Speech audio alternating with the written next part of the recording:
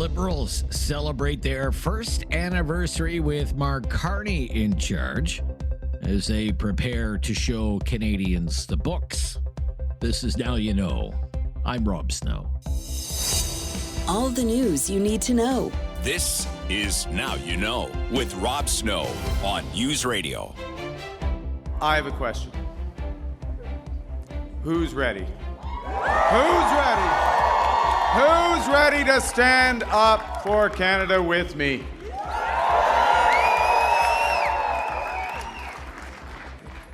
And who's ready? Who's ready to build Canada strong? It was the wee hours of the morning, and that was Prime Minister Carney a year ago delivering his victory speech after leading the Liberal Party to one of the greatest come-from-behind wins in Canadian political history, winning a minority government in the last federal election.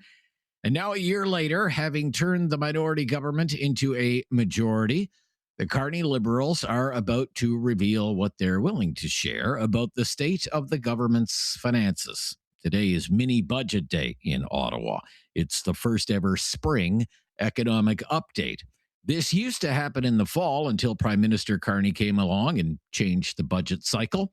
And ahead of today's update, still about 4 hours away, the Prime Minister is predicting some good news.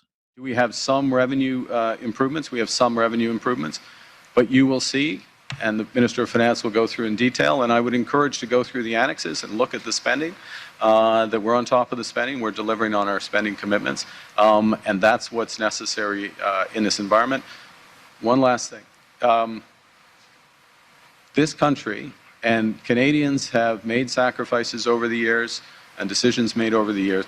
We are the strongest fiscal position of all the major economies. The last time the government offered a detailed look at its financial picture was last fall, and the forecast was for an annual budget deficit of more than $78 billion.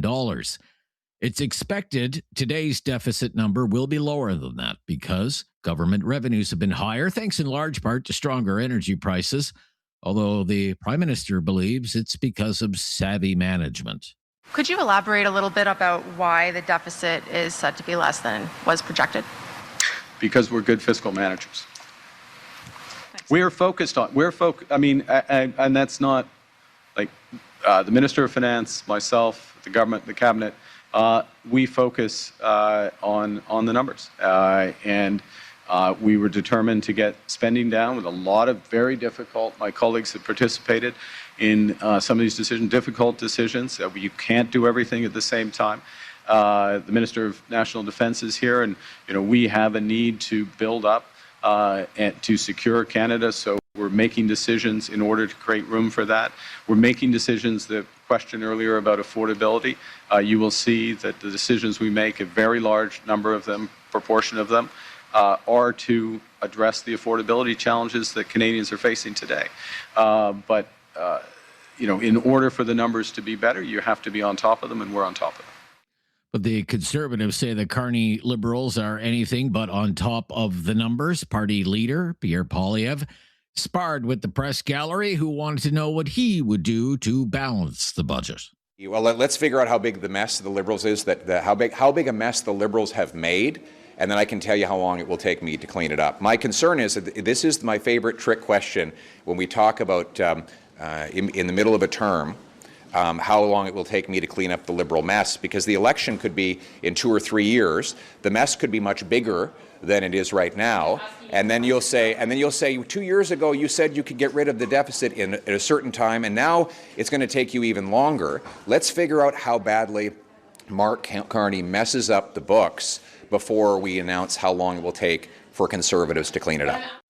More details are expected this afternoon as well about yesterday's big news from the Carney government, the new Sovereign Wealth Fund, which the government calls the Canada Strong Fund and the Conservatives call the Next Liberal Slush Fund. And here's another question. If a project has a business case, why would the government need to fund it? If it doesn't have a business case, why would the government want to fund it? And why can't projects get funding now? Is it because investment doesn't exist? Of course not.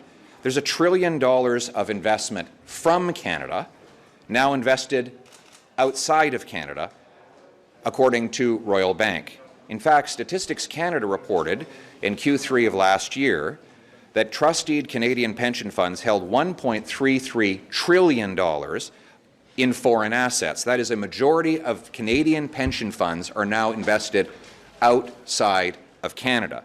There are more Canadians opening businesses out of Canada than in Canada. The investment exists. It comes from our country. It just can't get a return in our country. Putting another $25 billion on the national credit card to pad a Liberal slush fund will not change that. What we need is for the Liberal government to get out of the way. Both the Prime Minister and the Minister of Finance said yesterday individual Canadians will be able to invest in this new sovereign wealth fund. The Minister of Finance, Francois-Philippe Champagne, touted yesterday it's a chance to share in the nation's prosperity. Because not only people will be able to be part of this nation-building exercise, unprecedented in our nation history, but individually, people who want to co-invest with us will be able to share in the prosperity of Canada, not only for today, but for generations to come. And I look at the young people in the room. Those are the people that are going to build Canada strong. Not only they can work alongside to build these great projects nationwide, but they'll be able to co-invest and look back at their investment 20 years from now and say, I was part of it. These big national projects where we build mines, critical minerals, transportation corridors, energy, this is kind of our moment to shine. And I would say this, team, Canada Strong, the fact that we have Canada Strong Fund, I think is going to inspire Canadians. I'm very proud to say that this is a new tool in our toolkit. When pressed about where the government was finding the $25 billion to seed this fund, Minister of Finance admitted the government would sell bonds. In other words, the government would borrow the money. The spring economic update will begin shortly after 4 o'clock Eastern Time, right after the stock markets close for the day. I'm Rob Snow. This is Now You Know. This is News Radio. You have questions Now You Know with Rob Snow has the answers. on News Radio. There are a lot of big news stories to cover today with our next guest. Professor Ian Lee is back with us at his usual weekly time from the Sprott School of Business at Carleton University. Welcome back. Thank you very much, Rob. Well, the Prime Minister has now announced his government will create a sovereign wealth fund. It will be called the Canada Strong Fund. Canadians like you and me will be able to invest in it and share in the proceeds. It will be seeded, according to the government's words, seeded with $25 billion worth of debt. But what do you think of the idea? I'm deeply skeptical, and this has nothing to do with partisanship. I don't belong to any political party, as I keep saying. I'm writing a book right now with Larry O'Brien, the former mayor of Ottawa, and it's not meant to make money. We're not doing it for that reason at all. And we're looking at the economy of Canada over the last many years, prior to Trump and up to the present, trying to diagnose what's wrong with Canada and where do we go. So it's very big picture, okay? And we're using, obviously, because I'm a data guy, we're using all kinds of data and forecast and analysis from CD Howe and StatsCan and so on and so on. And there is, I think, amongst those people who study this, there is a widespread agreement that there isn't a shortage of capital in Canada. We've got the Canada Pension Plan with billions and billions. There's private investors in here. Of course, there's the Infrastructure Fund, and we've got multiple investment funds at the federal government level. That's not the problem. The problem is that and again, this is documented by the OECD and the World Bank and elsewhere, we have massive overregulation. We come near the bottom for some of the highest levels of regulation. What does that mean in plain English? Is that it's more and more difficult to invest in Canada because of the barriers. And, we have the worst record in the world for developing a mine from scratch. 21 years. We're the worst in the world. And on the regulatory framework, we're one of the most regulated. And so what this does is it puts all kinds of barriers in front of building a pipeline or building a factory or building a road up into a ring of fire. So this is well known. I'm not saying something that we are not saying something that people don't know about.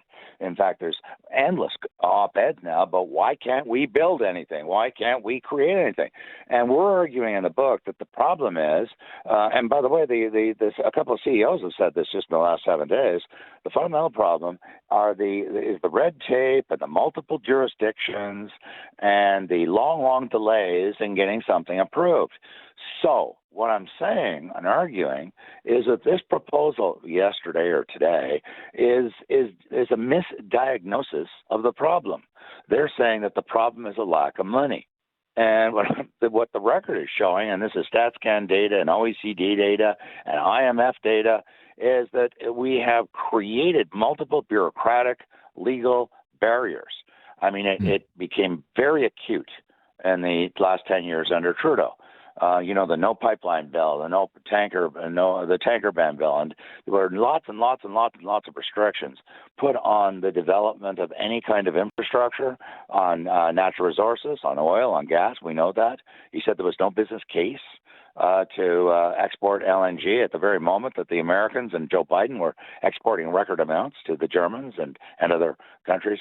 And so what I'm saying is this is what worries me. It's not so much that he made the decision to announce it. It's that he's not addressing the problem, which we've got. And the root of the problem is over-regulation. This was raised actually yesterday in the Financial Times out of the UK, of all places, writing about Canada.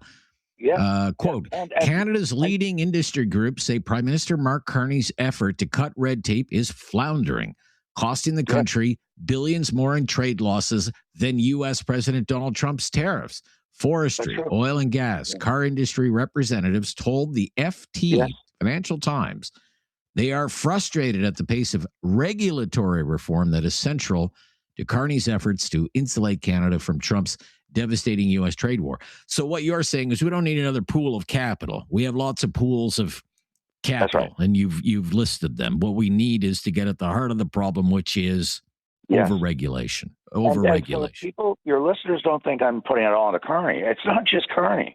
It's the bureaucracy. It's the Laurentian elites, what John Ibbitson calls the Laurentian elites, and it's the 10 premiers. The interprovincial trade barriers are over-regulation. They put all kinds of barriers, and I've got a great graph that shows done by one of the think tank analysts, one of the economists, converting the barriers into percentages, showing that as showing the equivalent of a tariff. And we are charging interprovincial trade barriers that run from equivalent to 25% by Quebec against the rest of Canada and 15 to 20% by provinces like Ontario. We're only imposing 3% on the Americans. So in other words, we're way worse to ourselves. We're imposing more tariffs on ourselves than Donald Trump is what you're Donald Trump is. Imagine that. And we're really, really angry, everybody, at Donald Trump. Well, if we're really, really angry at Donald Trump, we should be 10 times as angry at the premiers and the federal government. So because that we are, Pogo, that great line from Pogo, we have met the enemy, and it is us. Okay. Spring economic update in just a few hours from now. What should we be paying attention to? What will you be paying attention to today at 4:00? I know you'll be reading. You'll probably flip right to the very back. I know that's where you always go, but you can explain why when we return with Professor Ian Lee from the Sprott School of Business at Carleton University, with us every Tuesday. This is News Radio.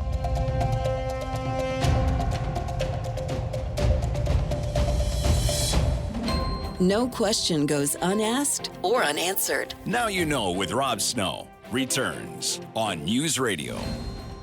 Here with Professor Ian Lee from the Sprott School of Business at Carleton University on Spring Economic Update Day, the so-called mini budget. What are you expecting to learn today? Well, as you noted, and I've talked about this before, and this is good advice for anybody, and it's not because it's me, it's because it's the reality of the budget or the economic updates. It's actually two documents. The front end of the document with all the sentences and the paragraphs and the smiling, happy faces of citizens beaming and smiling at the pictures of a smiling prime minister or minister of finance, that's what I call propaganda and ideology. Ignore it. Okay. I don't care whether it's a conservative government or a liberal government or an NDP government. That is propaganda written by the politicos in the PMO and other backroom politicos. Go to the back end of the document, to the tables, to the appendices, tables of economic data. It is unbelievable. They've got like 5 years, sometimes 6, 7 years, inflation, last 4 or 5 years and 2 years out forecast. They've got unemployment. They've got GDP. They've got all the major critical metrics, economic metrics. Those tables are written by the professional economists in the Department of Finance Canada. And that's where the juicy stuff is. I mean, it's really juicy because it's hard. They're not spinning and saying, oh, life is wonderful. It's really, it's all affordable. They show you the actual numbers. Okay. So when you do that, when you get your hands on the document, electronic or otherwise, and you go to the back, I mean, what are you looking for today? What do you want to see? Well, what do you want to know? I want to see what they're forecasting, the big ones, inflation for each of the next 3 years. What are they forecasting for interest rates for each of the next 3 years? They show the exchange rate. What are they forecasting for the exchange rate? What are they forecasting for the price of oil? So those are the kinds of metrics, because anybody, I think, can have a good sense of where the economy is going by looking at those numbers. If they're forecasting interest rates going up, that's going to really slow down the economy. If they're forecasting inflation's going up, we know that interest rates are going to go up. So that's the case. You don't have to read the propaganda and the ideology and look at all the smiling pretty faces and the photographs. Go to the data, and this is big picture data we all understand. If they only show GDP growing at 0.5, then we're not going to be growing. We're not going to be doing well over the next 1 or 2 or 3 years. And they do show the forecasts out. In the past, they've gone out 5 years, out to like 2030. So that's the historical data we already know. Okay, it's the forecast data for each of the next 5 years or next 4 years. That is much more revealing about what is really going on. I think that we're looking at very, very constrained times. Yes, partly because of the Trump and the tariffs, partly because of the uncertainty of the trade agreement. In fact, that's going to show up in the numbers. Are they forecasting? Are they even going to talk about whether we're going to have a trade agreement? And what's happening with the Middle East creates uncertainty as well. Of course, Professor, it does. Right? Yeah, but at the end of the day, you still have to come up with the hard data, because that's where you forecast your deficits, and that's how you forecast what rate of taxation is needed. So the forecast, people can dismiss them, but they make the government decisions on the basis of these forecasts. So that's why it's so important. Okay. What do you think the Bank of Canada is going to do tomorrow? Just stand pat? I think they're gonna punt. Punt meaning they're going to sit. They're not going to go up. They're not going to go down. And that's because the economy, while it's very weak right now, it's not terrible. It isn't collapsed into recession, but it certainly isn't booming.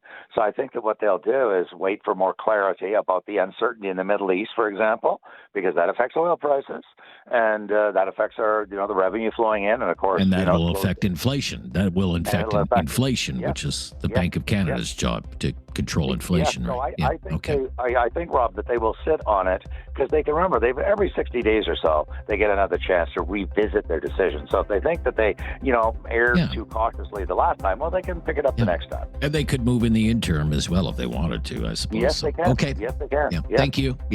All right. Bye-bye. Speak to you next week. Professor Ian Lee, Sprott School of Business, Carleton University. We'll go west to Calgary coming up next. Focus Alberta every Tuesday. That's just ahead here on News Radio. Critical thinking is not dead. Now you know with Rob Snow. Returns on News Radio. On Tuesdays, it's Focus Alberta, and we start today with Professor Duane Bratt back with us from the Political Science Department at Mount Royal University. Great to hear from you again, Professor. Hey, hope you're well. Good morning, Rob. Well, today is the first anniversary of the Liberal Party's victory in the last federal election. I would like to know, how do you think the elevation of Mark Carney to the position of Prime Minister has altered or impacted the politics of Alberta? I think he is working with the Smith government. I think that has been obvious, most notably with the Memorandum of Understanding. I think he's also systematically getting rid of a lot of the irritants that Justin Trudeau had brought in. many of those policies, the consumer-based carbon tax, which he got rid of the day he became prime minister, even before the election. And we do know from polls, from by-elections, from floor crossings, that Carney is actually more popular a year from now than he was last year.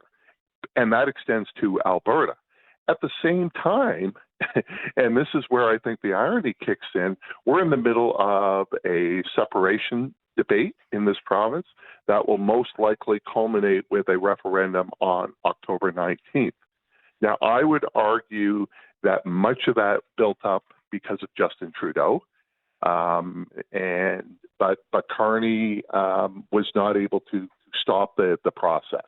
And they're linking, at least the separatists here, are trying to link Carney with Trudeau. We'll see how successful they are at it. Yeah, that was going to be my next question. Another year of Liberal government in Ottawa. Has it quelled the independence movement at all, or has it inflamed it even more? Your sense of it, Professor? Well, Janet Brown, the Oracle from Inglewood, one of the top pollsters in Alberta, does Alberta only, has a new poll out, and it shows that the numbers for separation are 67-27. So 27% support for separation. Those were virtually the same numbers as a year ago. And it is absolutely fascinating that we've had a year of debate. We've had not one, but two petition events, one by a pro-Canada force, the Forever Canada people, the second by the Alberta Prosperity Project, the separatist group. And despite all of that activity and all the legislative change and all of the debate, the numbers haven't moved. So Carney hasn't accelerated separation, but he hasn't quelled it either. It's basically been status quo from a year ago. And as I said, I think much of that built up over the Trudeau years. And I would argue we've always had sort of a baked-in separatist element. They're just now saying it's because of Mark Carney instead of Justin Trudeau. But these are people who would separate. Some of them would have separated under Stephen Harper as well.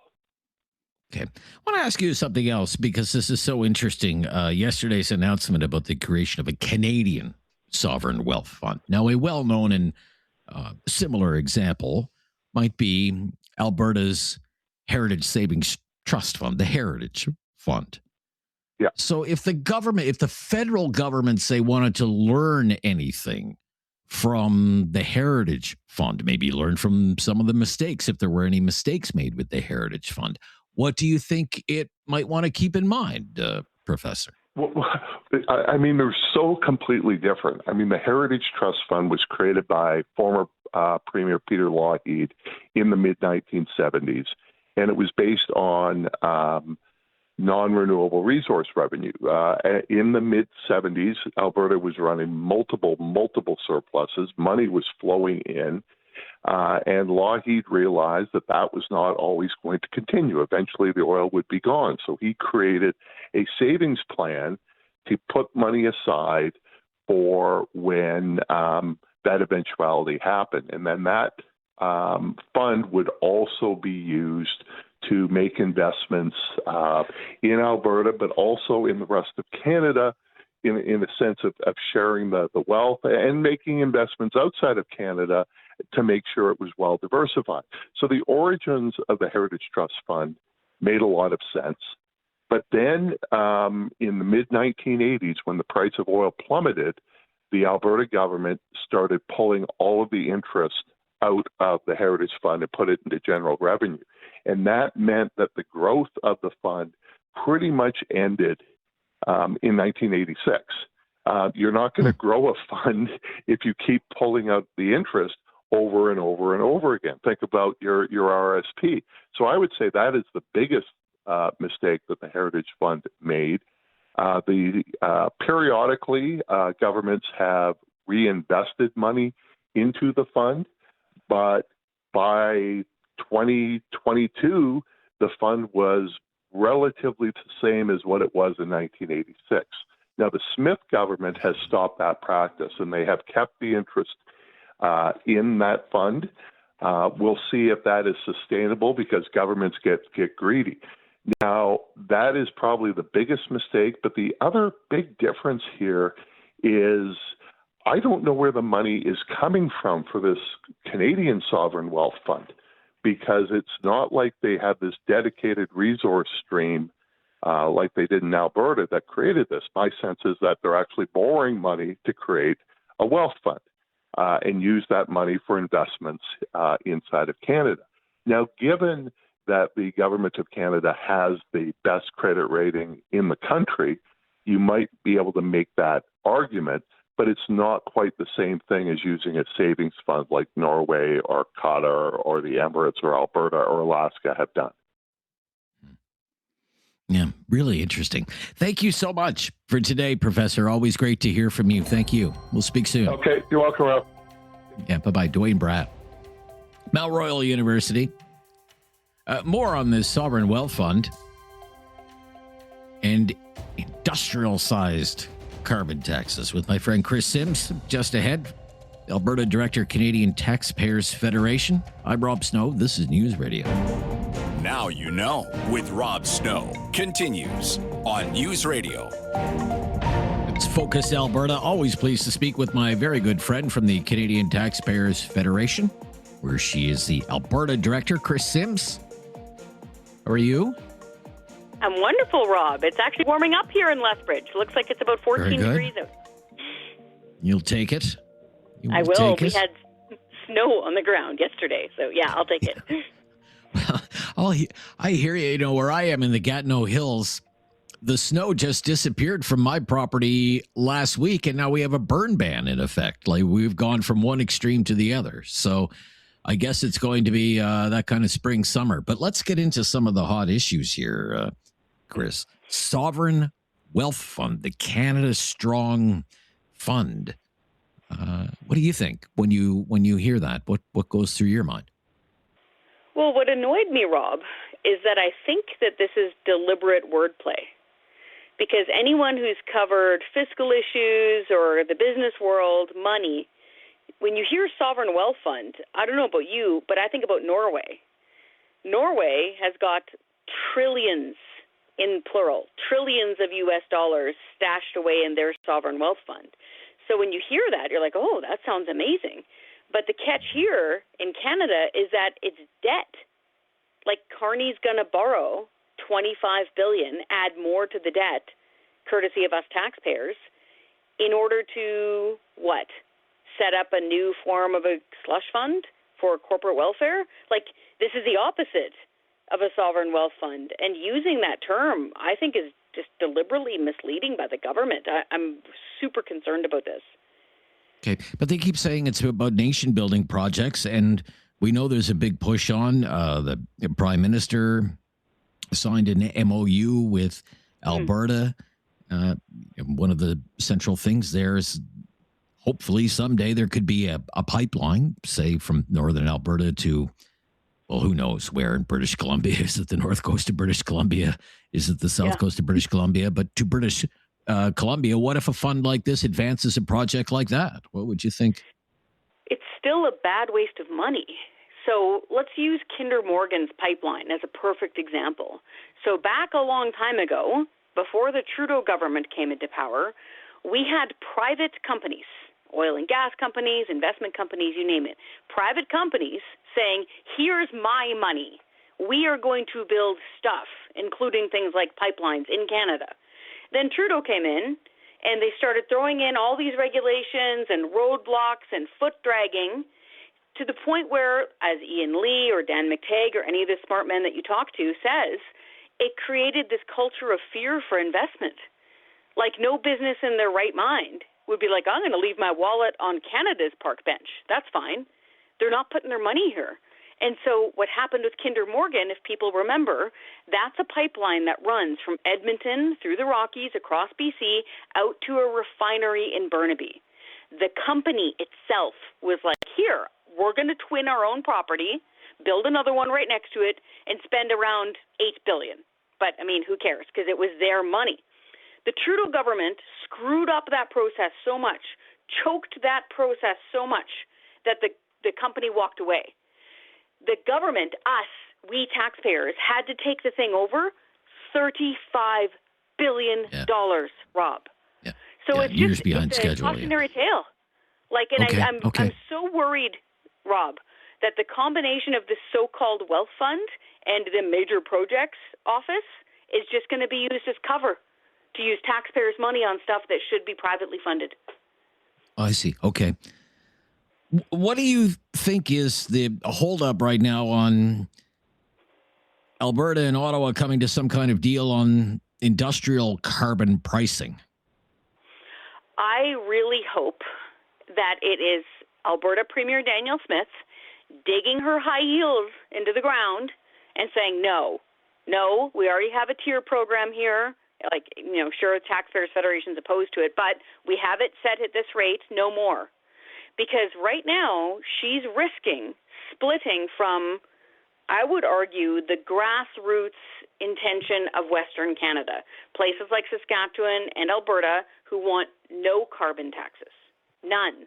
Scott Moe, the Premier of Saskatchewan, is the only one now standing saying we're a carbon tax-free zone. And so is Pierre Poilievre, to be fair, federally, saying no carbon taxes. But I think that Smith earnestly wanted to do a deal with Carney because she wanted the production cap lifted. And she's like, okay, maybe you'll be reasonable. And now I'm thinking that Carney is being unreasonable because you heard him last week say that, actually, the carbon price is really low in Canada, meaning he wants to jack it up. And I hope that that's a sticking point. I hope this is Smith standing up for taxpayers, saying, no, enough. Okay. So at the Canadian Taxpayers Federation on a spring economic update day, what would you be looking for? Just a couple of things. Yeah. So one, isn't it good that we're actually getting an update? I'd rather have a whole budget, but let's take what we can. For a while there, the Trudeau government seemed like it didn't really care about having a balance sheet at all. What we're looking for is them cutting spending. And just a warning, if Carney comes out of this saying, our $60-something billion deficit is only $20 billion, that's still a huge deficit. That's still borrowing $20 extra billion. It's still adding to our debt. So what we would love to see, dreaming in Technicolor snow, if they cut spending, like dramatically cut the size and cost of government, and have a balanced budget within the next, let's be reasonable, within the next 3 years. That would be amazing. Okay. Well, one can dream, Kris. Thank you. Good to hear from you. I'm glad it's warming up where you are. Yep. The Alberta Director of the Canadian Taxpayers Federation, Kris Sims. This is News Radio. Now you know with Rob Snow continues on News Radio. Late night talk show host Jimmy Kimmel is on Donald Trump's bad side again. Not just Donald Trump, Melania as well, the First Lady of the United States. All over what most people, I think, would agree is a tasteless joke about Melania Trump that Kimmel delivered last week before the latest assassination attempt on Donald Trump at the White House Correspondents' Dinner. So Kimmel was doing a mock roast of Melania. He was pretending to be at the Correspondents' Dinner when he said Melania was looking like an expectant widow. And of course, our First Lady Melania is here. Look at Melania, so beautiful. Mrs. Trump, you have a glow like an expectant widow. Melania's birthday is on Sunday. That's right. She's planning to celebrate at home the same way she always does, looking out a window and whispering, "What have I done?" So given that remark, both Donald Trump and Melania Trump are calling once more for Disney to fire Jimmy Kimmel. Kimmel defended his joke during his show last night. We pretended we had an audience of luminaries. We used old footage of the Trumps, of Pete Hegseth, J.D. Vance, Kid Rock, Vanilla Ice, all the members of his cabinet. And we made it seem like they were all together in a room. We had a little roast. Again, this was Thursday, and there was no big reaction to it until this morning when I greeted the day facing yet another Twitter vomit storm. And a call to fire me from our First Lady, Melania Trump, saying I should be fired because of a joke I made, again, 5 nights ago. It was a pretend roast. I said, our First Lady Melania is here. Look at her, so beautiful. Mrs. Trump, you have a glow like an expectant widow, which obviously was a joke about their age difference and the look of joy we see on her face every time they're together. It was a very light roast joke about the fact that he's almost 80 and she's younger than I am. It was not, by any stretch of the definition, a call to assassination, and they know that. I've been very vocal for many years speaking out against gun violence in particular, but I understand that the First Lady had a stressful experience over the weekend, and probably every weekend is pretty stressful in that house. And also, I agree that hateful and violent rhetoric is something we should reject. I do, and I think a great place to start to dial that back would be to have a conversation with your husband about it, because... So I guess that's what passes as an apology, does it? There's no indication Disney is going to fire Jimmy Kimmel because of the demands from Donald Trump. If you're ever looking for a podcast of our show, now you know with Rob Snow, I encourage you to download the mobile app that will help you hear our show when you want to. Listen live, listen to the podcast. It's called the Seeker app. That's Seeker, spelled S-E-E-K-R. And it has all kinds of exclusive audio that you won't hear anywhere else. News, music, and sports. Download Seeker for iOS or Android. That's Seeker, spelled S-E-E-K-R. And now you know with Rob Snow is on Spotify and Apple Podcasts or wherever you get your podcasts. And Talkback is coming up right after the latest breaking news here on News Radio. It's time to talk back. On Now You Know with Rob Snow. Call now. And have your say. 1-833-668-2577. Welcome to Talkback. It's 2 hours of debate and discussion, the big issues of the day. Today's topic, the energy transition and phasing out fossil fuels. Yeah, you heard me right there. Phasing out fossil fuels. The energy transition, going green. Are renewables ready for prime time? That's one of the things we want to know today. Has renewable energy advanced to such an extent that the world, including Canada, could actually phase out fossil fuels? 1-833-668-2577. 1-833-668-2577. There are several reasons we want to raise this topic with you today. First among them, there's another big global conference that is happening right now. It's not getting a lot of media coverage, except in what I would call the left-wing environmental media. It's happening in a place called Santa Marta, that is in Colombia. And it's all about the energy transition and phasing out fossil fuels. And there are a lot of climate scientists there, and there are lots of politicians there from more than 50 countries, and there are diplomats there, and the Canadian government has sent a delegation there. No cabinet ministers, but we have sent some federal negotiators to this conference, government bureaucrats.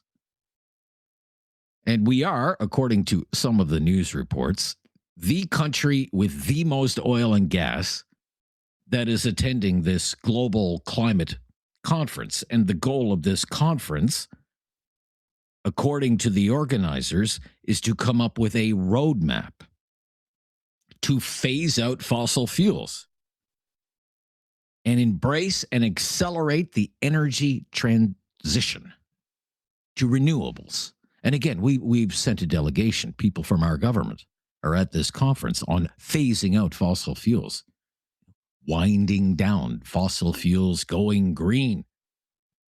So there's another big global conference on climate change, fossil fuels. And we are there. The province of Quebec has sent its own delegation as well, by the way.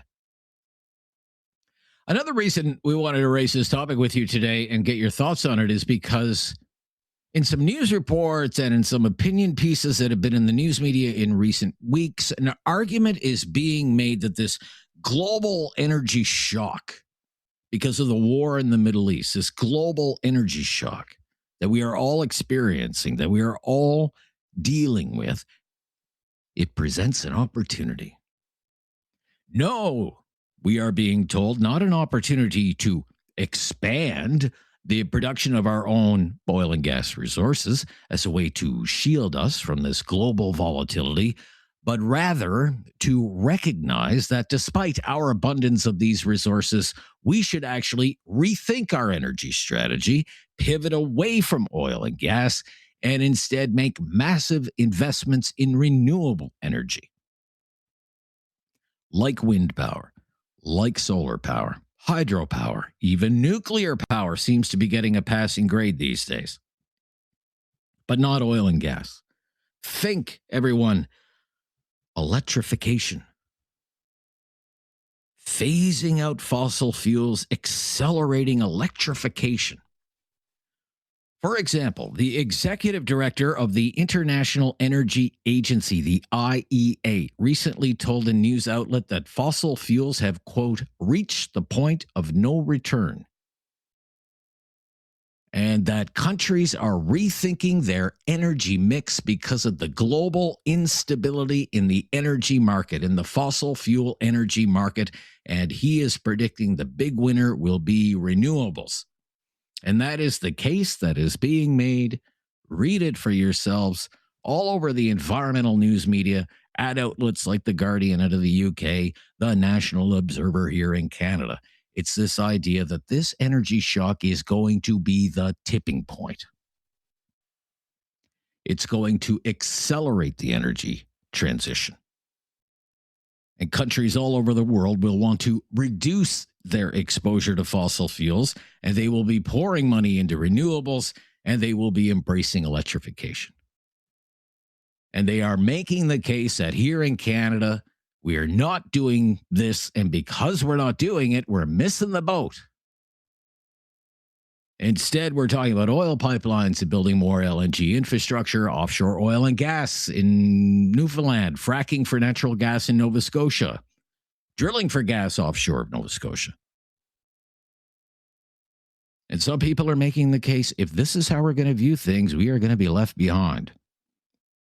And instead, what we should be doing is phasing out fossil fuels, and go all in on the energy transition. What do you think of that? That's what we want to know today on Talkback at 1-833-668-2577. When you hear this idea, when you see it in the news media, when politicians say that we need to phase out fossil fuels, what do you think? What do you think? And embrace renewables. Do you think it's realistic? Is it even possible? Say in the next 10 years, 20 years. The next 25 years, phasing out fossil fuels. Do you think renewables are ready for the big time? Can they power our vehicles? Can they power our cities? Can they power this country? What do you think about that idea? Electrification, electrifying the vehicle fleet of the country, all the dwellings in the country, all the buildings, the office towers, all of it running, everything. Vehicles, homes, structures, all the infrastructure of this country on renewable, zero-emitting fuel sources. Is it realistic, or is it fantasy, science fiction, dreaming in Technicolor? Really want to know what you think about this today, because it is a thing. Some people think this global energy shock means Canada should become more energy secure, not by expanding the oil and gas sector, and not by making more out of the abundance of the reserves that we have of oil and gas in this country. They're saying that's the wrong way to look at it. Plow money, they say, into renewables and the energy transition. They say this is what is going to happen all over the world because of this energy shock. Do you buy that? Let's kick it around. I'm Rob Snow. If you've never called before, just mention that. We'll make your call a priority today. This is Now You Know. It's Talkback on News Radio. Have something on your mind you want everyone to know? Call now. Hello. 1-833-668-2577. It's Talkback on Now You Know with Rob Snow. The energy transition, phasing out fossil fuels. You have lots of people in the environmental movement right now in this country and elsewhere saying that this global energy shock, because of what's happening in Iran, the Strait of Hormuz, that it highlights the need to phase out fossil fuels and accelerate the energy transition to renewables. What I want to get at today, with your help, 1-833-668-2577. There are 4 lines available there right now. How realistic is this idea that we could phase out fossil fuels? How realistic is this? There are people listening right now that would have a lot more knowledge on this than I would. I'm just putting it to you. Okay. Is it realistic that it could happen in the next decade? The next 2 decades? The next 25 years? That's the timeline. The next 25 years? No more fossil fuels used and we're at net zero? Do you think renewables are ready for what I would call prime time or the big time?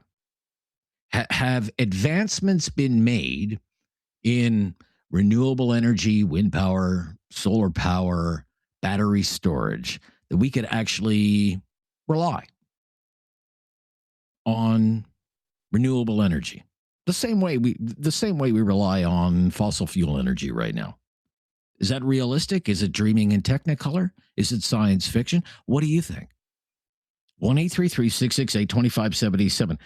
Let's have a discussion about this one. Reza is in Calgary. Hello, Reza.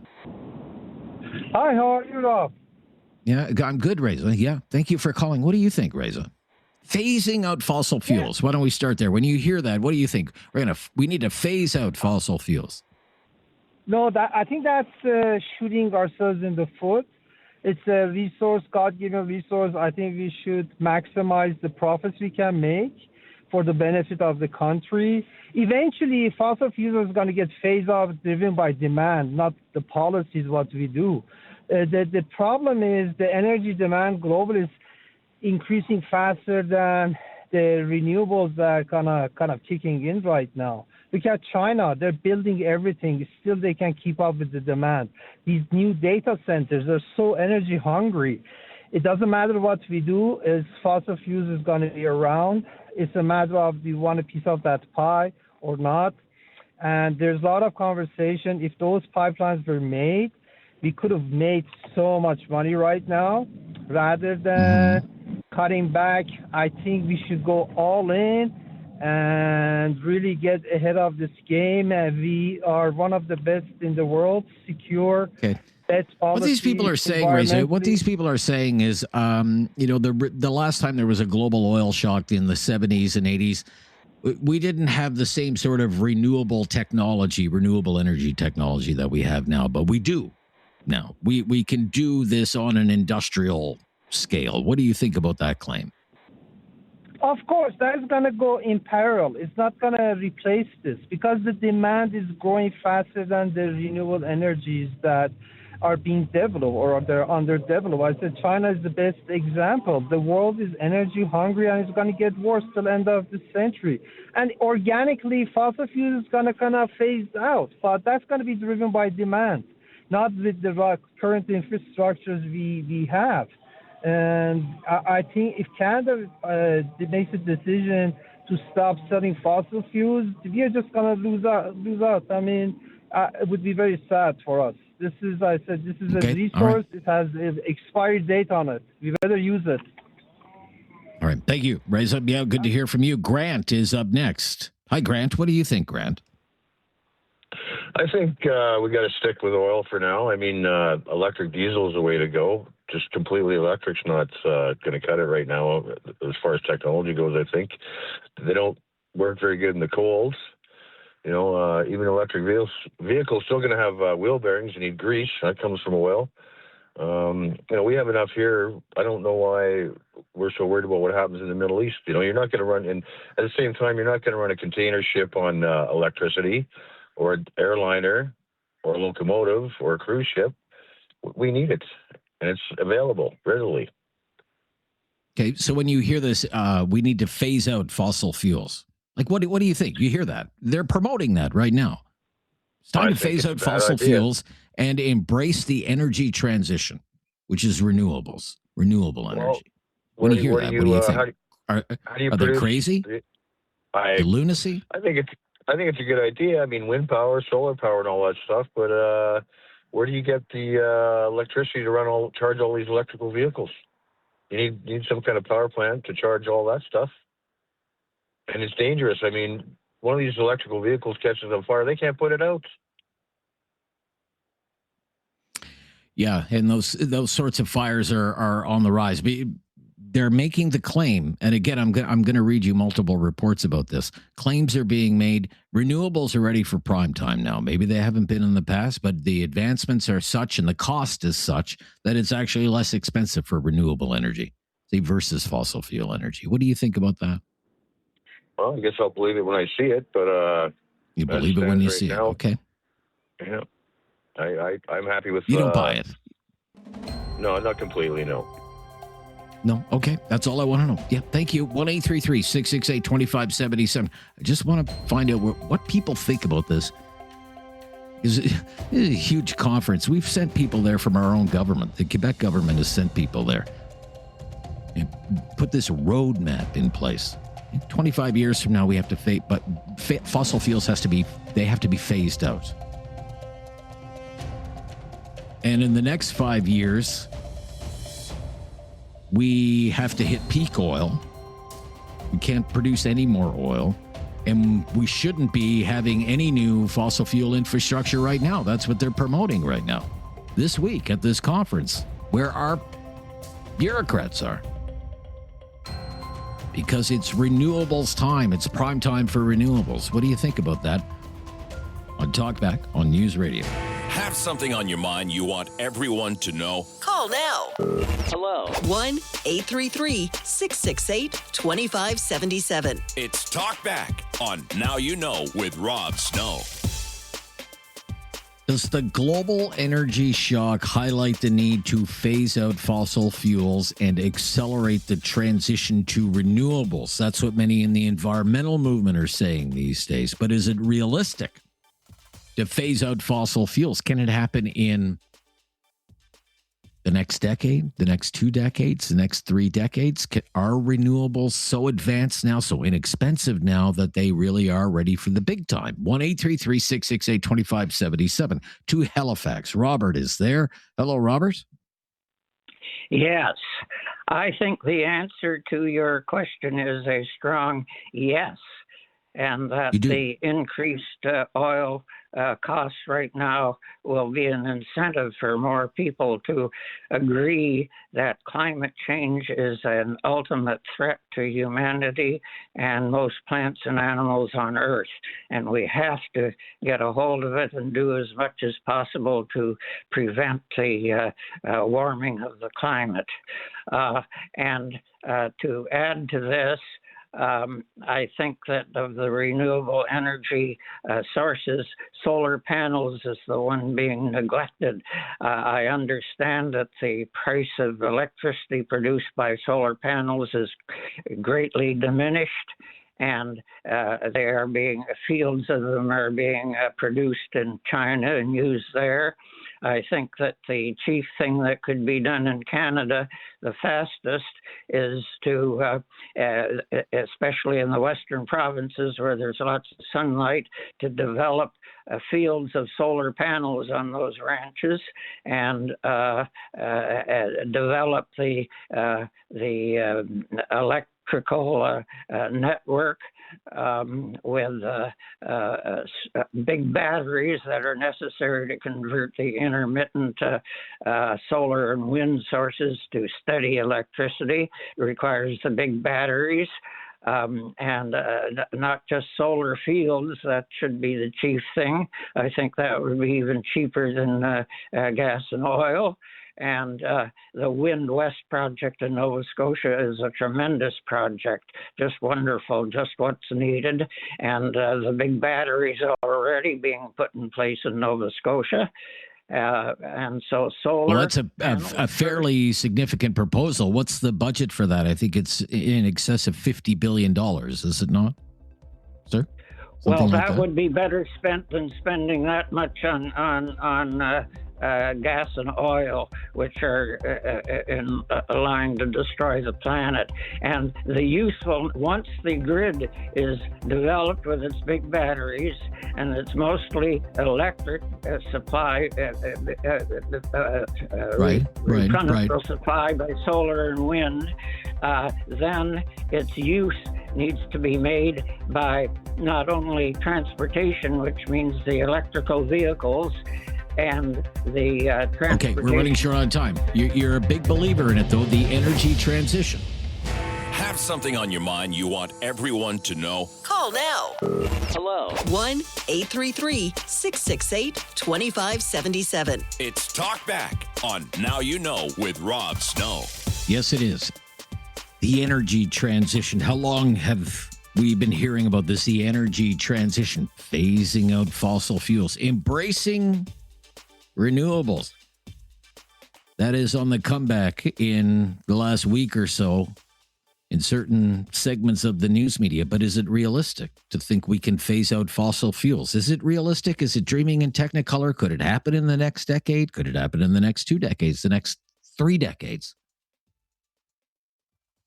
Are renewables ready for prime time, for the big time? What do you think? 1-833-668-2577. 1-833-668-2577. Encourage you to call. Many lines available. It's a very important topic today. Let's go to Bob. He's up next. Hi, Bob. Hey, Rob. It's nice to talk to you again. Rob, if we're talking about fossil fuels, yes, the government can legislate us and force all of us to stop using fossil fuels. They will not stop the oil and gas industry because the human race throughout the entire world relies extremely heavily on oil and gas and all the products that are produced by that. There's also a lot of hype that goes along with fossil fuels, which results in people misconstruing what's happening in our environment, feeling that there's a global warming resulting from the fossil fuels. And really, if you look at the historical data meteorologically, the Earth has had many more periods of warming far earlier than we ever started using fossil fuels. So fossil fuels, yes, they have an effect, but not to the extent that everybody is hyping it to. But yes, the government and, Mark Carney is the head of this environmental push to change the world and to force everybody, for whatever reason, and I'm not quite sure who has the most interest in that based on their investment, to go to another form of fuel. Yes, it would be great if we had something other than a lithium battery, which is not practical for everyone to be using and driving with.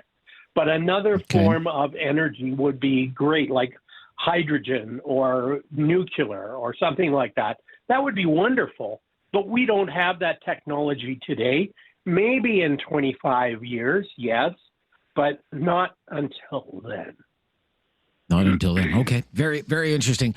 On climate change, I will come back to this. I ran with this when we did a show on the last year. They declared it the third hottest year on record. And I read this quote from Reuters News and it stuck with me and I kept it in my archive.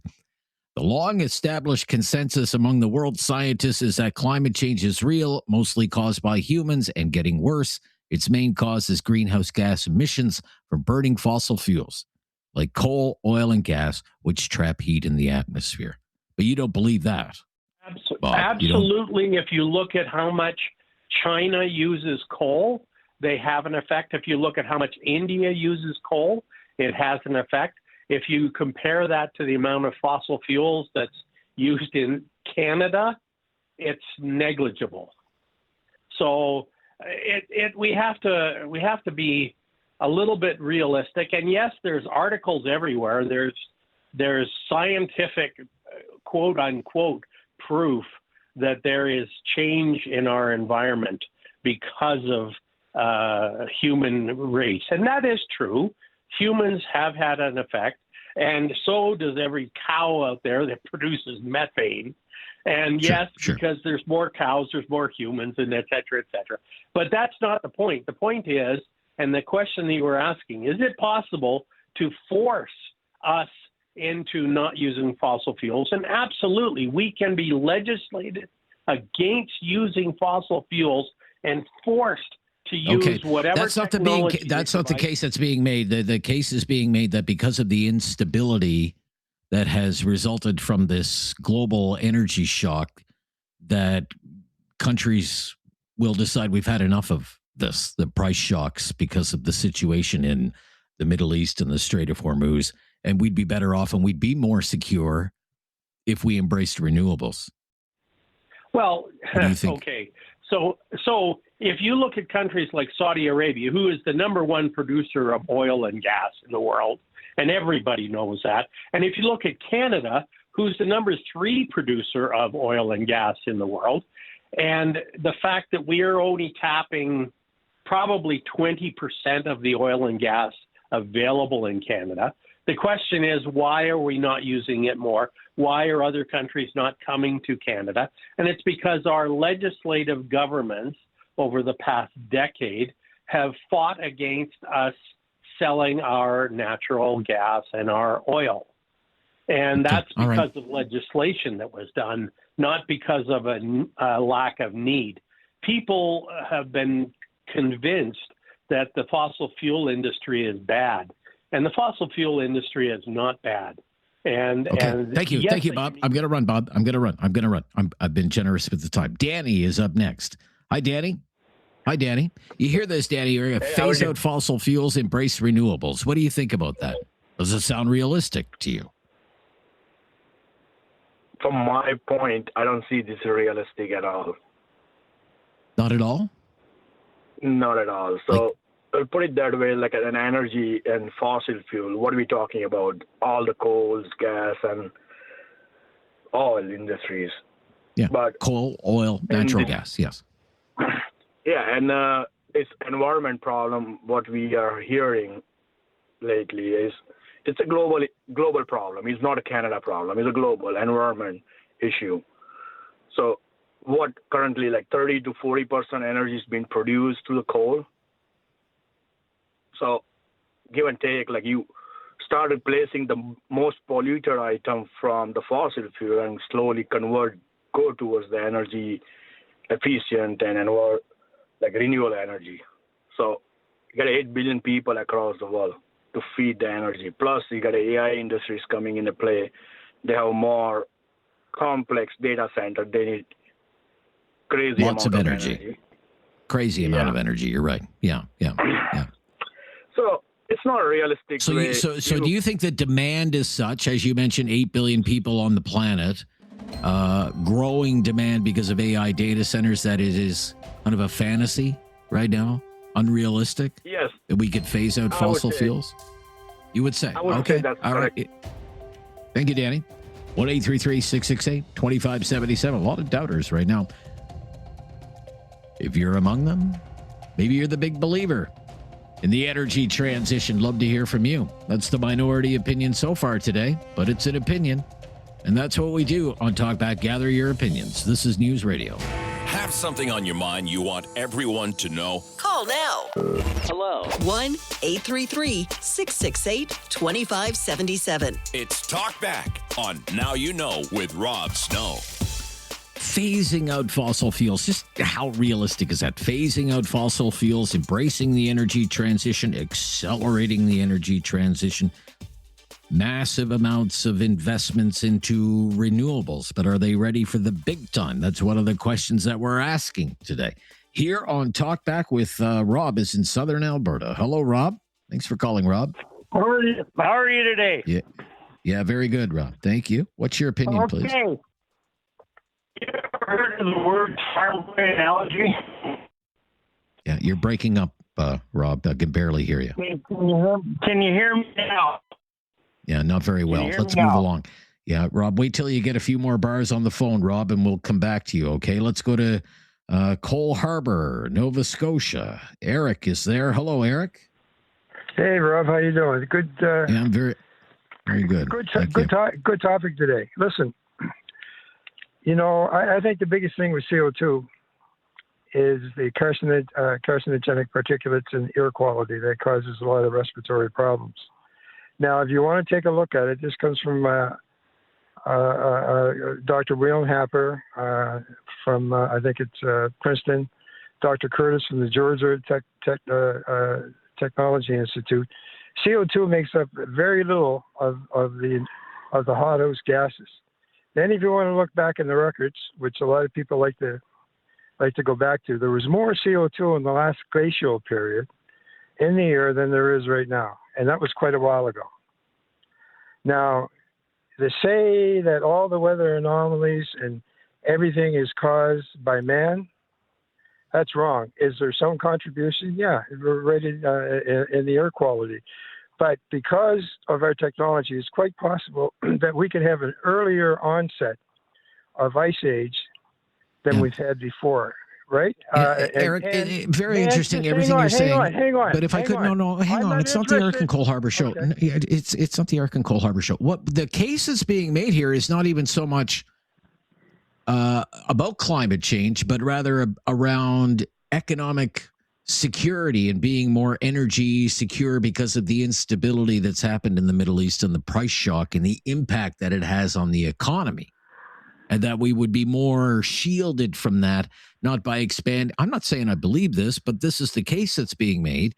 Instead of expanding more fossil fuels production, let's shield ourselves by embracing renewables and take the Strait of whatever's happening in the Strait of Hormuz. Just take that out of the equation. That's what I'm asking today. What do you think about that? Well, okay. First of all, this whole thing in Iran is about the control of the petrodollar. And I really don't think that Trump is really interested in winning the war in Iran. I think he's more interested in decapitating the OPEC countries and putting the emphasis on, when he went to Venezuela, that was for the reason Venezuela has the highest oil production in the world. And for a country, Canada is number 3. The United States is great. If North America controls the oil, and Europe, which is oil deplete, depends on North America instead of OPEC, then the Strait of Hormuz doesn't really mean much. And that's what he's after, for North America to control the petrodollar. That's my opinion and the opinion of some other experts. And I think there's some reason to it. But you're not wrong, Rob, in saying that the situation we find ourselves in now is because of the Strait of Hormuz and the dependency that we have in OPEC. So I agree with you with that 100%. Okay, thank you, Eric. I'm really a big proponent of nuclear power. Nuclear power. Yeah, well, and there was a time when people would rally en masse against nuclear power. I mean, big protests against nuclear power, but even with some hardcore environmentalists, even nuclear power seems to get a pass right now. Okay, Eric, we're going to stop here.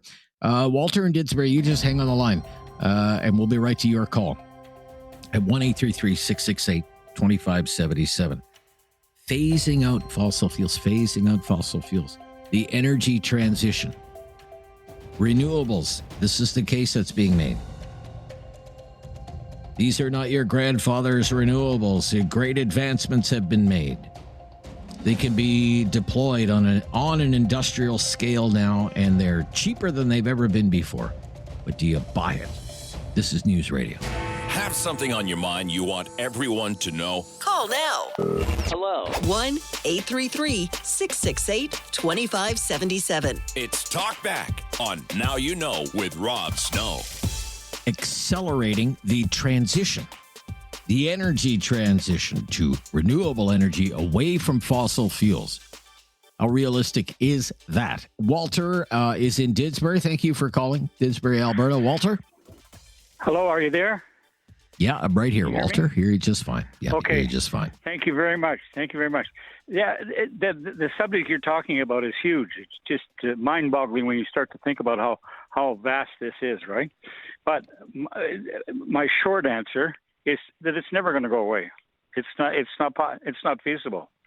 And I can give you an example. I can give you all kinds of examples, but until those batteries that run off electricity are throw away, you can throw them away.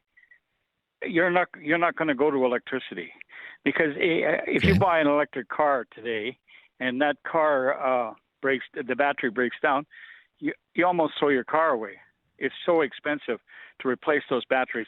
That's one side. The other side is these jets that are flying from third world countries. They almost can't fly because the jet fuel that's needed to fly these things is and they're going to in the pandemic. Before the pandemic, there was all this push. Oh, we're going to go to electric vehicles and all this stuff, but so a lot of refineries closed down. So we had about, I think it was, and don't quote me exact, but I'm generalizing here, about 27 refineries in the United States were refining all kinds of oil and gas. When that pandemic came before, they shut down 20 of them. There was only 7 working when we came out of the pandemic, and it's not changed. It's never going to change.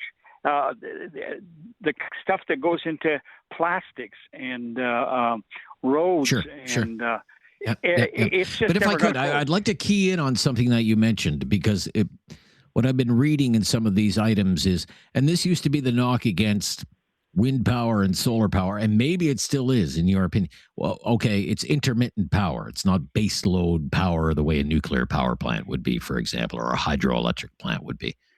It doesn't work when the wind blows, doesn't work when the sun doesn't shine. The proponents of this are saying, well, we have solved that because we have these grid scale batteries now that can store the electricity from these renewable places. But I don't think you buy that by the sounds of things. No, I think, you know what, with the technology, it is unbelievable, the technology that they've got going with this electricity now.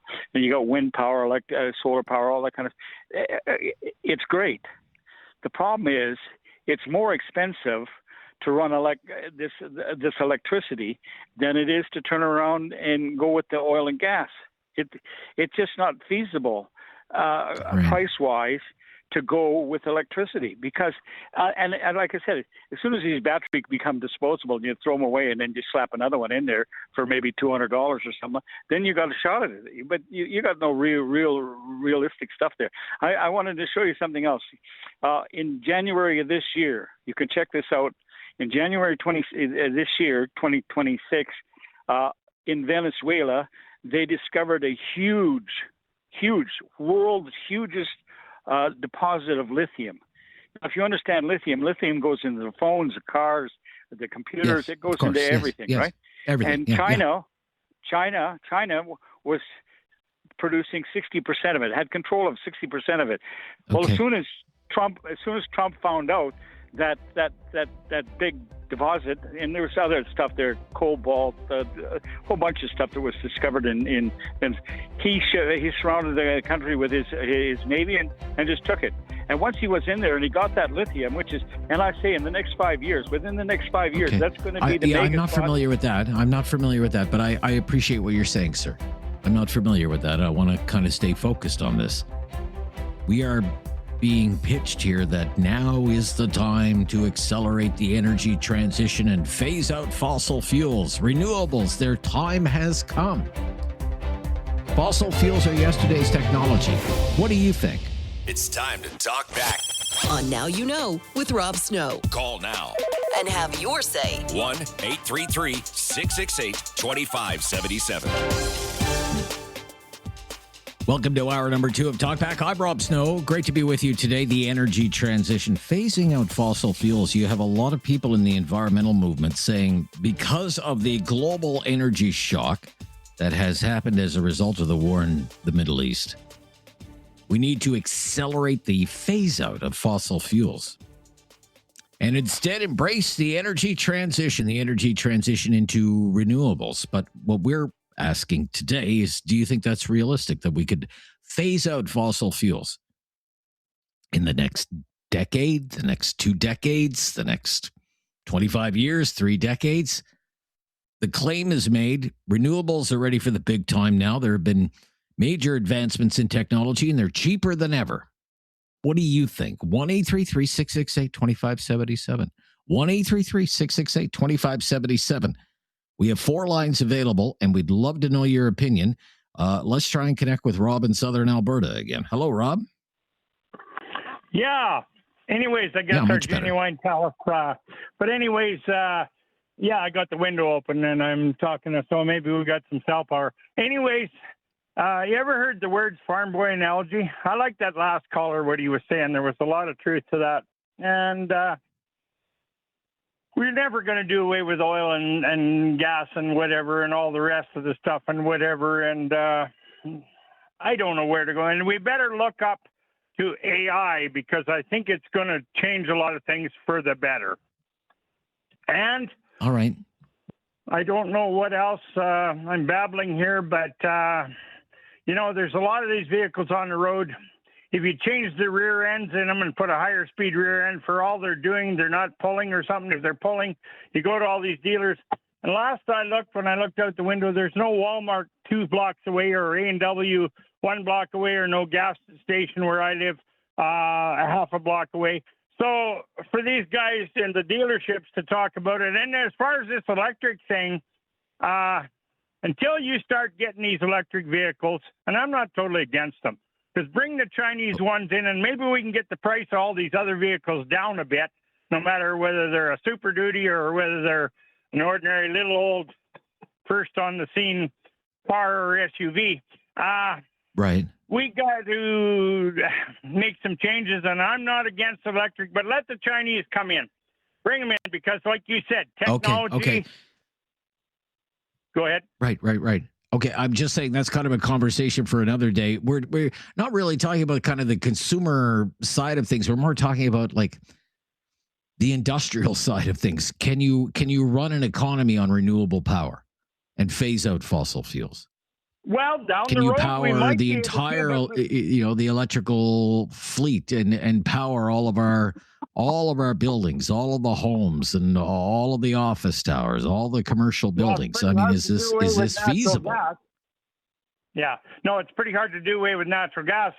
Wait till it gets cold, then you'll see. And but oil.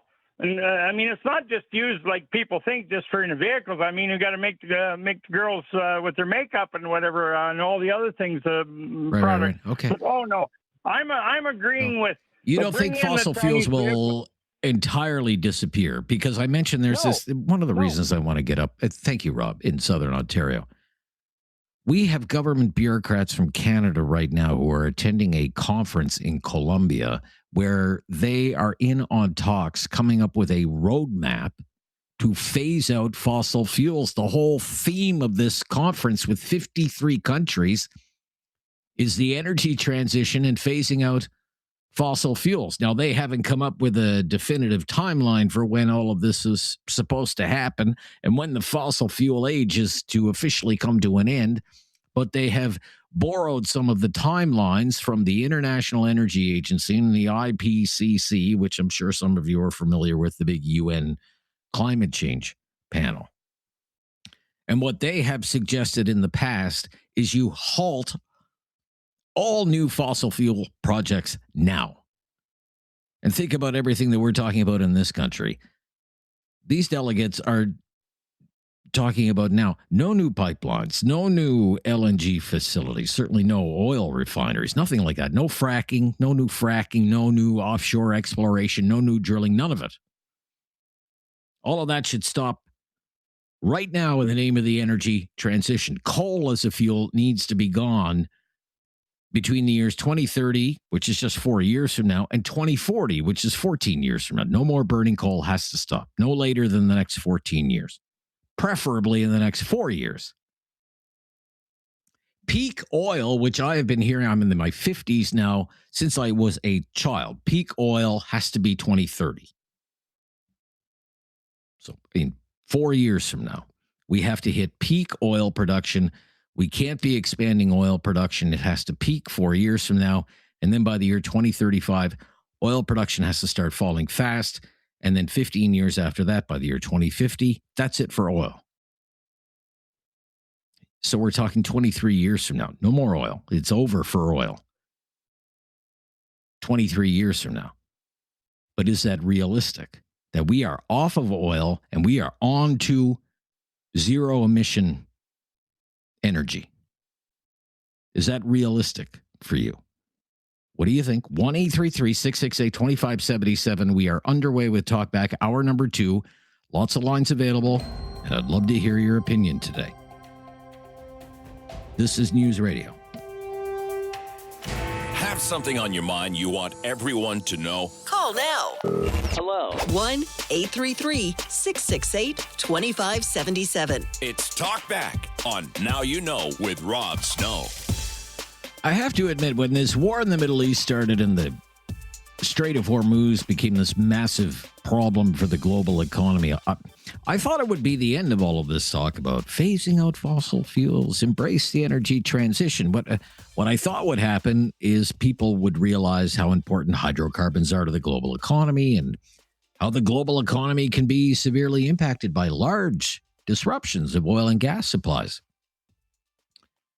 I thought all of these reports about fuel rationing in countries all over the world would serve as some kind of wake-up call, that the green vision outlined by the likes of, say, Stephen Guilbeault or Greta Thunberg would be seen as fantasy and unrealistic. And instead, so much of what I've been reading has been the opposite.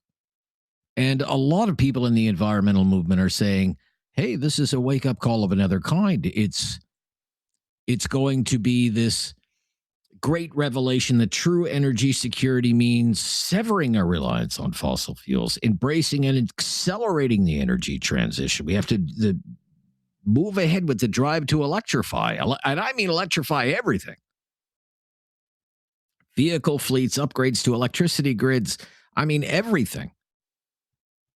But is it realistic, or is it still sort of fantasy talk? 1-833-668-2577. Matthew is in Calgary. What do you say, Matthew? Hi, Matthew. Hi, Matthew. Hey, Rob. How's it going? Yeah, very good, Matthew. Good to hear your voice. Well, what's your opinion here, Matthew? Yeah, sure. So, I think, first of all, I always love the word never. I always say in my businesses is that, well, never is a strong word.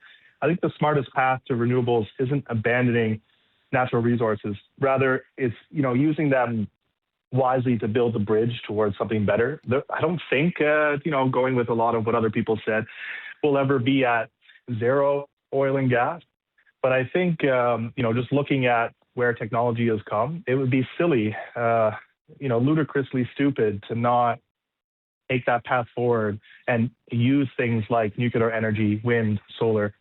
Being in Alberta, example, we get more sunlight per minute than Florida does, as an example, even though we have such a high concentration of natural resources here as well. But that's where I kind of stand, Rob. I think there should be a swing and a shift, absolutely. Should it be like a hardline, deadline approach? Well, there's got to be lots of planning built into that. You look at the infrastructure, the jobs. You go back to the 1920s or 30s when there was still a lot of horse-drawn carriages and all that stuff. When they for the automobile, it's like people know there's going to be a little bit of upsetting in the system. What do you do with the horse farmers? So now switch it to 2026. What are you doing with all those students that are currently studying natural gas and mineral exploitations and things like that? So I think if you have some re-education, some training for the newer generations that are coming up through school, but not switching, I think would be silly. And those that say like it will never happen, just remember, I was born in the 90s, so I remember dial-up internet. We never thought of a time where I could be on my phone right now, Rob, conversing with you. Yeah. Well, I was thinking, so it's funny you raised that. I was thinking, okay, so these people are predicting zero oil use 23 years from now. Oil is gone in 23 years from now. I was thinking, well, what was the technology of 23 years ago? Sure. Okay, so you're back to 2003. Broadband internet is 100%. just becoming a thing, right?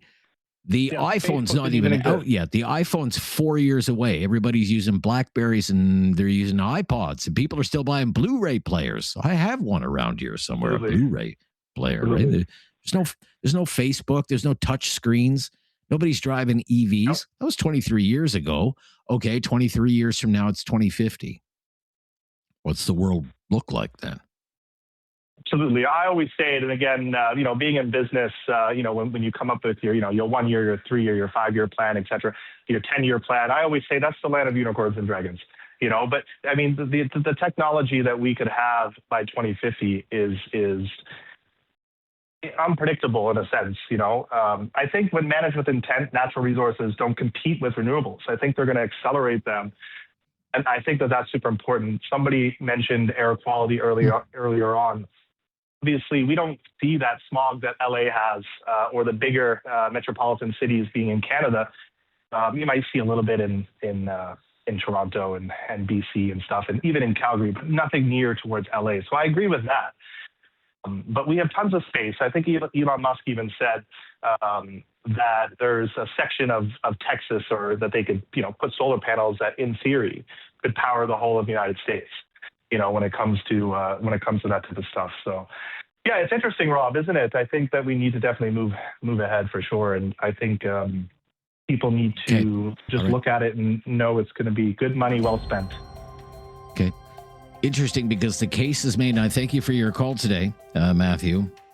You're saying the situation in the Middle East, it's the tipping point. I want to know if people really think this is a tipping point, that this is waving the white flag for fossil fuels, and it's time for renewables to do a victory lap because of the events of the last 2 months. But how do people see it? We'll find out as we make our way through hour number 2 here of Talkback today. This is News Radio. Have something on your mind you want everyone to know? Call now. Hello. 1-833-668-2577. It's Talkback on Now You Know with Rob Snow. On the energy transition, phasing out fossil fuels. Mark in Kitchener up next. Hello, Mark. Hi, how are you doing, Rob? Yeah, very good, Mark. Thank you. What's your opinion on our topic today? My opinion, I look at it a couple different ways.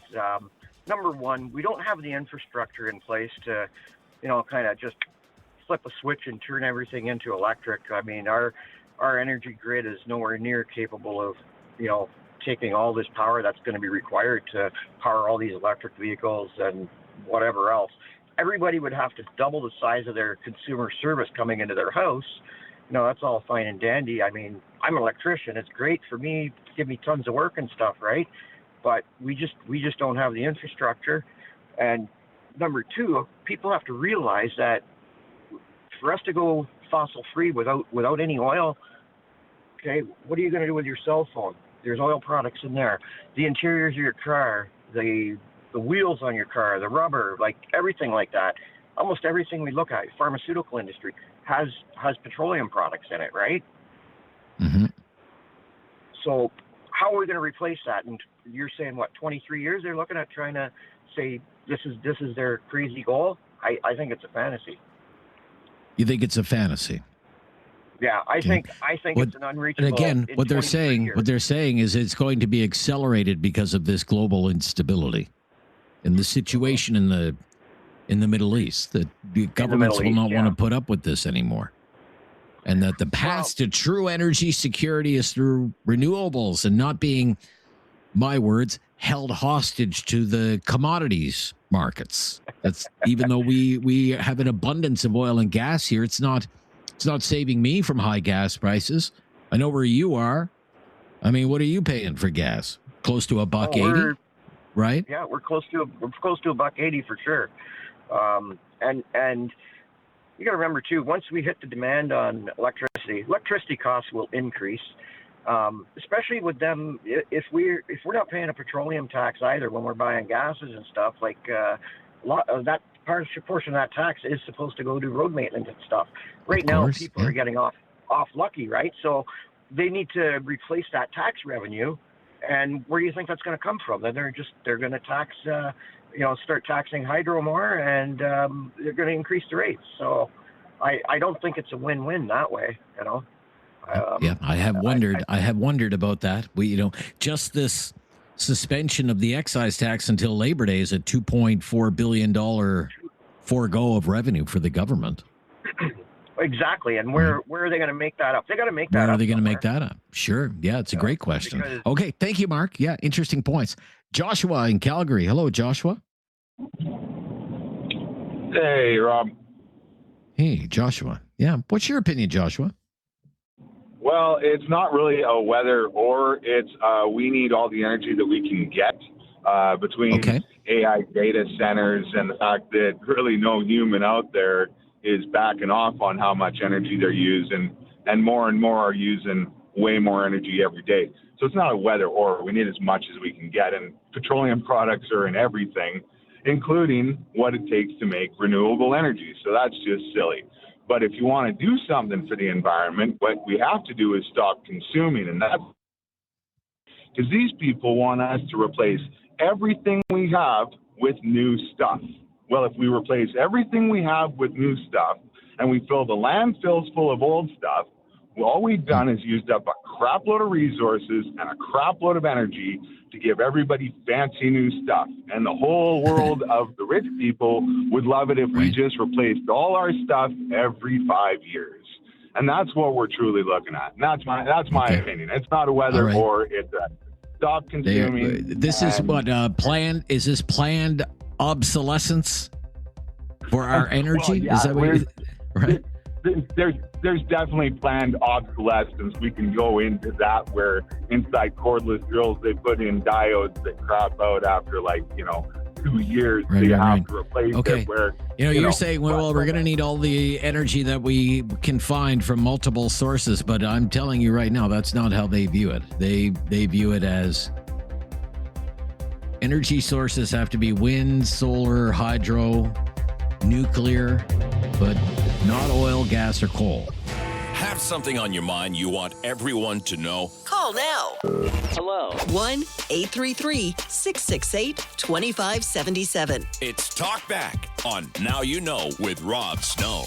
The energy transition, phasing out fossil fuels. I mean, just that, phasing out fossil fuels. How realistic is that, in your opinion? And this idea that we can we're going to accelerate the transition to renewables, that renewables are ready for the big time. They're ready for prime time now because of advancements in the technology, first of all, and the cost, which all of these people are saying that the costs for, say, grid scale wind projects and grid scale solar projects, the cost of projects like that has plummeted over the years. What do you think about this? Let's go to Ken in Southern Alberta up next. Hello, Ken.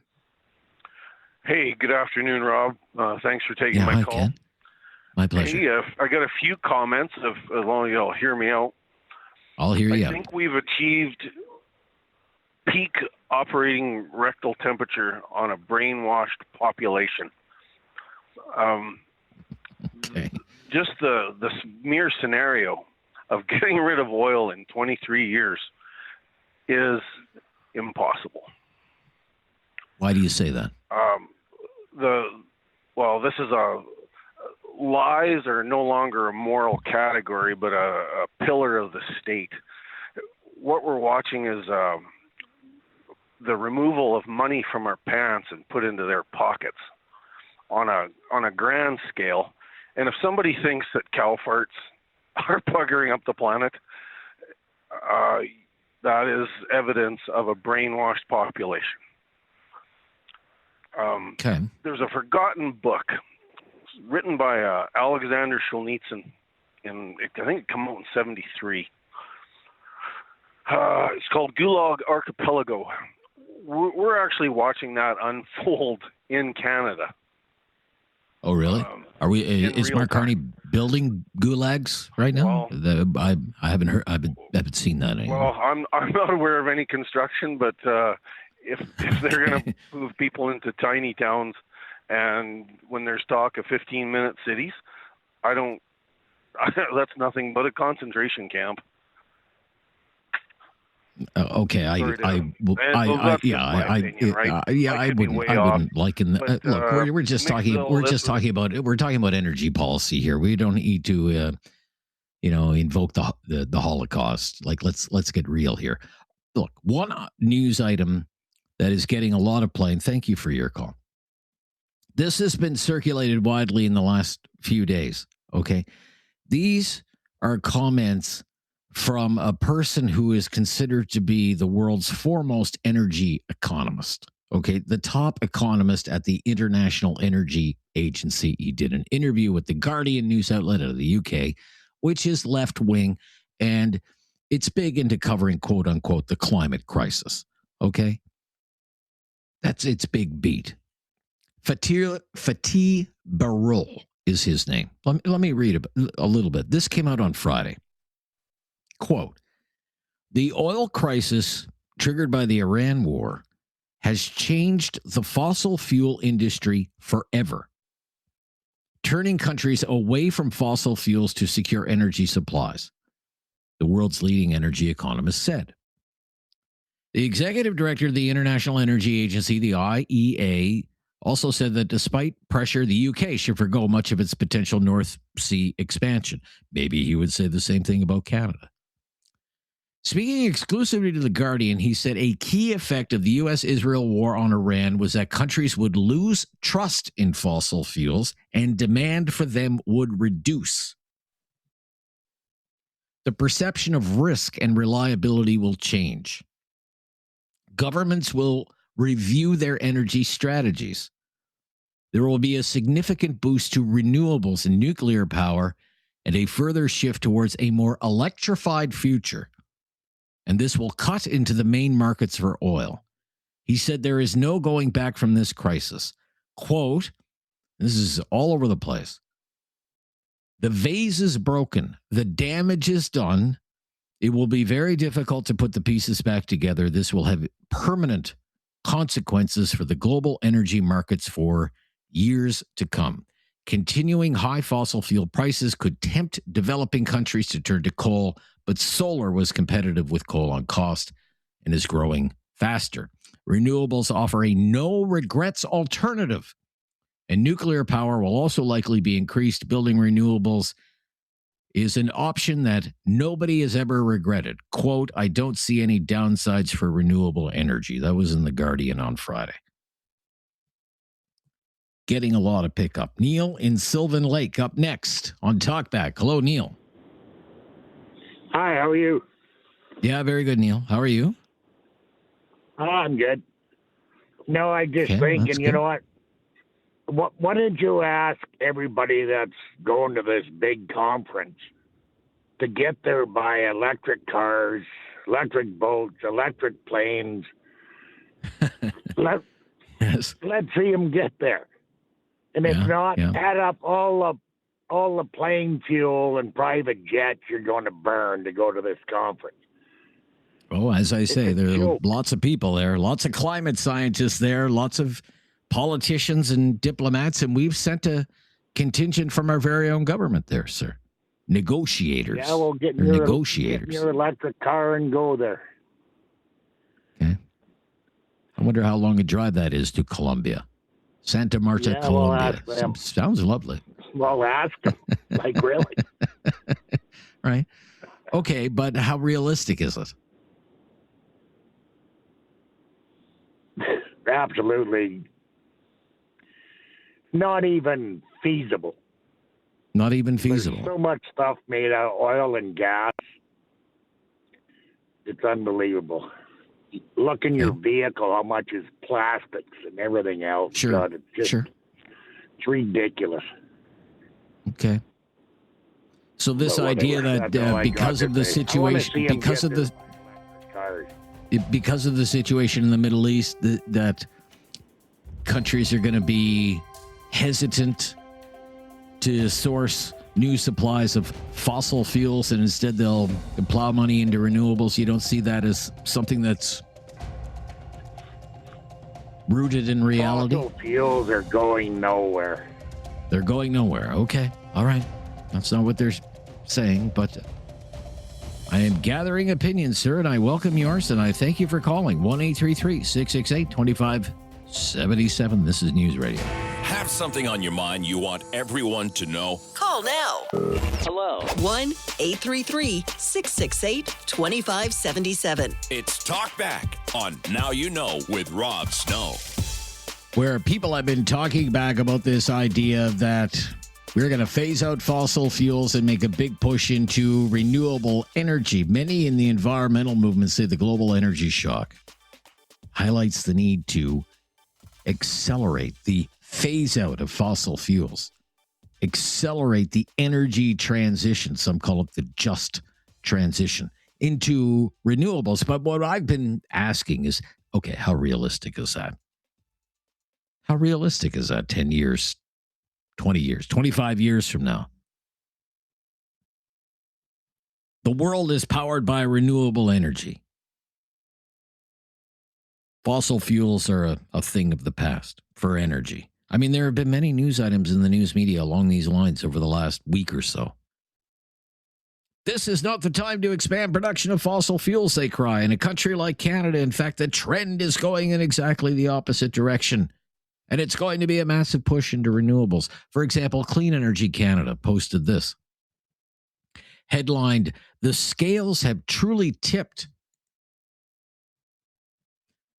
Quote, a new electricity-focused think tank Ember finds the world has crossed two thresholds that even a decade ago felt nearly impossible. In 2025, renewables collectively generated more power globally, 34%, than coal, at 33% for the first time in over 100 years. Electricity generated from renewables also exceeded the increase in global electricity demand for the first time, meaning clean electricity growth is now fully keeping up with rising demand. So new demand no longer needs to drive emissions growth. For example, people have called today and said, well, what about AI data centers? These folks are saying, no, with renewables, we can keep up with rising demand. It goes on.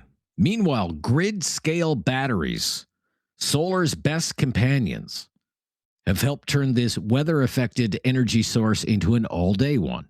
Separate report highlights the energy storage revolution taking place alongside wind and solar. Bloomberg expects energy storage installations whose costs have dropped 27% in the last year and 75% since 2018 to rise by a third in 2026. These developments are reshaping the energy landscape beyond power generation to overall supply and use. A major report last week finds solar was the single largest contributor to growth in global energy supply in 2025, marking the first time on record a modern renewable has taken that spot. It also finds that despite more cars on the road, global oil demand rose only marginally, constrained by the growing share of EVs. An international agency, as the international agency head put it, this latest oil shock has broken the vase and will have permanent consequences for global energy markets, end quote. So what they're saying, I'm not saying I'm drinking their Kool-Aid, but this is what they're saying. Renewable energy is prime time now. It's ready for the big time. And we're never going back to the way things were, especially because of the events of the last 2 months in the Middle East. And with previous energy shocks in the 70s and the 80s, you couldn't say that. But they're saying, well, now you can't say that because of the drop in the prices of these installations, solar farms, for example, wind farms, and what they're calling grid-scale energy storage, the massive batteries that store the electricity so it can be used when it's needed, so it's not intermittent. Like nighttime, for example. Solar powers aren't very good at night. Or wind farms that aren't very good when the wind blows. And a few days ago, there was a commentary published by some policy analysts at the London School of Economics, a very prestigious academic institution. They're making the same kind of argument about decarbonization, phasing out fossil fuels, accelerating the energy transition, quote, reducing fossil fuel exposure and increasing renewable sources of energy in an inclusive manner through the just transition can provide durable protection against future energy shocks. Oil shocks are not going away anytime soon, but countries that transition away from fossil fuels can circumvent them. The oil crisis is not only a warning about vulnerability, it is also an opportunity to create resilience. 1-833-668-2577. That's the pitch and what they're selling. This is News Radio. Have something on your mind you want everyone to know? Call now. Hello. 1-833-668-2577. It's Talkback on Now You Know with Rob Snow. I mentioned this global climate conference. Yeah, another one. It's happening in Colombia right now.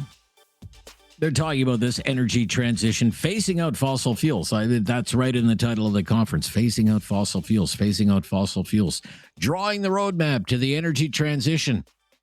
And we have members of our own government there, not politicians or cabinet ministers, although Stephen Guilbeault's not in the cabinet anymore, and he does like a good climate junket, so maybe he's there. But senior bureaucrats are there, people in our government who are tasked with monitoring these sorts of developments. And I find that, that's interesting in and of itself, because here on the home front, what have we heard? I mean, today's the first anniversary of the fourth straight election win for the Liberal Party, and the first anniversary of last year's federal election, and the big come from behind victory for the Liberals and Mark Carney as Prime Minister on, Build Canada Strong. And so much of that is focused on expanding fossil fuel production, making up for lost time during the Trudeau years, trying to get shovels in the ground on not just a pipeline from Alberta to the West Coast, a lot of energy projects. I mean, yeah, in Alberta, it means the MOU, and it means the potential for a pipeline to the West Coast. The Carney government just approved a new gas pipeline for BC. There's lots of talk about expanding the port of Churchill in Manitoba. Everyone seems hot on that, including the Prime Minister, with this idea that maybe that becomes some kind of launching point for Canadian energy sales to Europe. In Newfoundland and Labrador, where the offshore oil and gas business is vital to that province's economic health, there is great anticipation about what the potential could be for a huge project called Bay du Nord, which is a massive offshore oil project being led by Equinor and BP.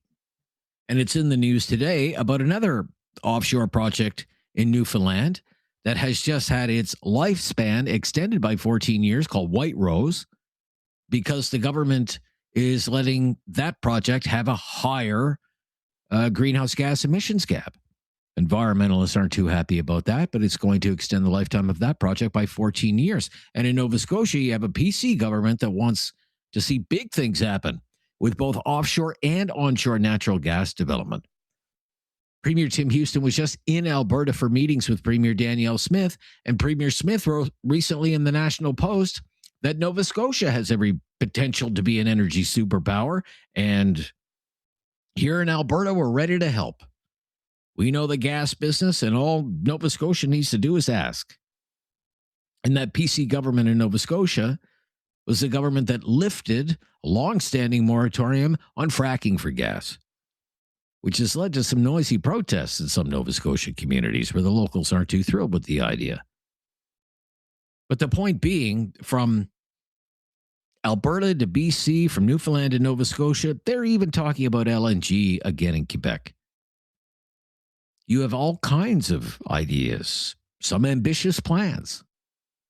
And unlike the Trudeau government, the Carney Liberals, at least the Prime Minister, Mr. Hodgson, his energy minister, they seem to be a little more accommodating than the last crop of Liberals that were in charge. And yet at the same time, I guess old habits die hard, because it has government bureaucrats in a foreign country right now. And what are they talking about? Oh, phasing out fossil fuels, accelerating the energy transition. It does make you wonder, does the left hand know what the right hand is doing? I'm Rob Snow. Thanks for all your calls today. Brand new topic tomorrow. And until then, the latest breaking news on News Radio.